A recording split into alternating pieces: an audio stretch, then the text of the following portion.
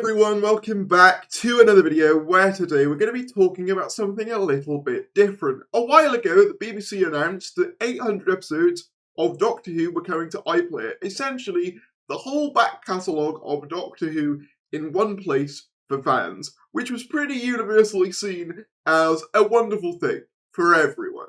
However, there has been a stumbling block in the way of this goal. Specifically, the son of the writer for the very first Doctor Who story, the four-parter known as The Tribe of Gum, obviously comprising of the very first episode, and an earthly child, has essentially been ranting on Twitter about how he refused to give the BBC the rights to the episodes, and I kind of just wanted to go over this, what this could mean. This is a developing story, so things might change by the time I get this video out. I also want to say, whilst I am going to be showing Steph Coburn's account here, I don't want you guys to go over and message him because he's already got a lot of that going on. I just wanted to highlight this situation because I really hope it can be resolved, and I'm going to try and come about this as, I don't know, as fairly as I possibly can, but for reasons I'll tell you about in a minute, that's a little bit difficult to do. But before we get into it, if you could do me a teeny tiny little favour, click that subscribe button if you're new.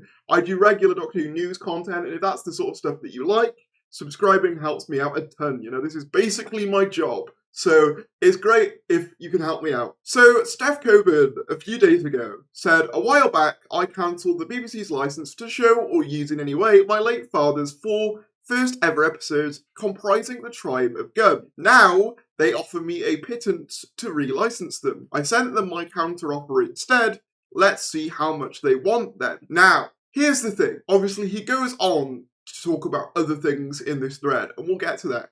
But immediately I was like, okay, I don't want to immediately jump to, the negative of this guy. Perhaps it is the case that the BBC weren't paying this guy enough of the royalties of his late father's work, and maybe he had a point here. I don't know, you've always got to try and look at people with the best intentions before judging a situation. But how much exactly is a pittance to Steph Coburn here? Well, he says he doesn't give an F about the money, even though that was the first tweet that instigated this whole mess, and then claims that the BBC offered him £20,000 for the licence to the first 4 episodes and turned it down despite being next to penniless. Which to me just seems like a bizarre decision, especially in a time of great financial struggle for a lot of people. £20,000 is more than some people make in an entire year, so turning that down for essentially having to do no work of your own, to me it just seems like a bizarre decision. But what makes it even more bizarre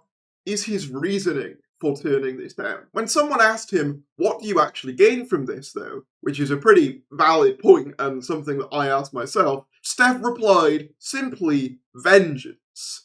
Now, as I said, I don't want to instigate people going over to Steph's account. I'm only showing it because they are public tweets. He tweeted them, so I feel like I'm free to show them on here. However, this doesn't seem like the actions of a rational actor, right? Withholding these episodes, despite getting what most people consider to be a pretty massive payout for their usage out of a form of vengeance, is kind of bizarre. But what could he possibly be vengeful about? Well, Mr. TARDIS actually dug this up. He basically said that the ashes of his father are now oscillating at light speed in his urn, in outrage at what generations of progressively more corrupt BBC filth have done with his creation. Had he known, he'd have turned down the job. So yeah, casting a black lead and an LGBT person is considered corrupt filth. Now, I don't like to get too political on this channel these days, mainly just because it gives me a headache, and if I do, it tends to be in the form of jokes. But this is a very dumb reason to basically hold on to these episodes, essentially out of a form of spite, it seems like. And I think it's just an incredibly sad thing for his family as well, and his father. I mean,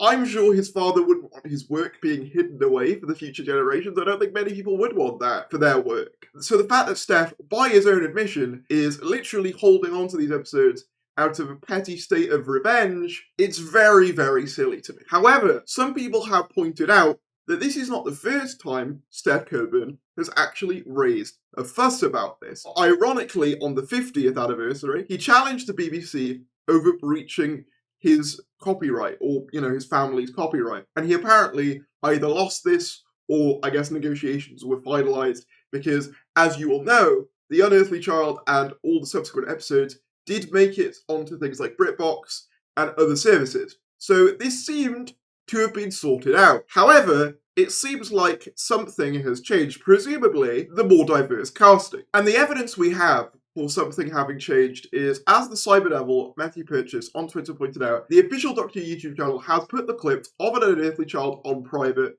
so something is definitely up. So yeah, this implies that what he said before about the BBC distributing or sharing those original episodes in any way is true. They can't do it until this is sorted out. And this is just a really, really sad state of affairs. And it's one of those cases where even when I tried to give the biggest benefit of the doubt to Steph, I just couldn't understand his reasoning whatsoever. And it's just really sad considering the BBC put all this effort in to not only put all these episodes on iPlayer, which in itself is a massive undertaking, but also add new subtitles, audio descriptions, all of that stuff. A lot of work had to go into this, just for then some guy to come along and go, actually, no, you can't have the first episodes because I said so. It's pretty depressing. It's pretty sad. And like I said, from a historical preservation angle, it's not cool. You know, it's not something that I think many people would want for their work. Say, for example, I die and my channel gets passed on to my family.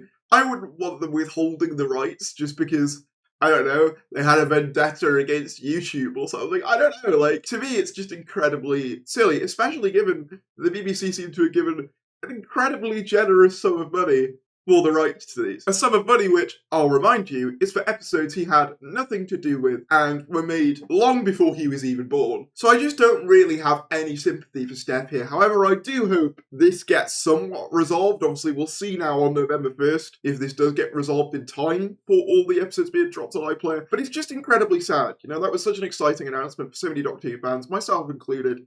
And just seeing it kind of be slightly ruined in this way is sad. You know, we've already got so many missing Doctor Who episodes from the 60s originally, as is. We don't need someone holding on to the rights of the first episodes out of spite. You know, it's just not something that I really understand. But hopefully, and I actually implore, you know, Steph, I probably won't listen to this, take the money. It's a lot of money. It's more money than most people will earn in a year these days. Just take the money. Like, it's not worth it. You've said yourself you're next to penniless. I don't know your financial situation, that's what you've said. But I take the money, man. This isn't worth it. You don't come across well for this, and you're not really benefiting from it. I don't know. I was debating whether to even cover this, because, like, it is, like, an ongoing story. And like I say, it's incredibly different to the news I would usually cover, but I felt strongly about it, and I wanted to talk about it. And like I say, if something changes, I'll let you guys know. But it's just an incredibly disappointing situation, really. As a Doctor Who fan, it's incredibly sad that, like, the very first moments of the show might not be available for future generations. That's just sad, you know? But let me know in the comments below what you think about this situation. Like I said, don't send anything over to Steph. I think that's probably not going to be the best way to resolve this. I'm just talking about it because, like I said, everyone on Twitter at the moment is talking about it, and I had things to say. But feel free to let your voices be heard down in the comment section below. Thanks for watching, subscribe if you're new and you enjoy the content, and I'll see you later.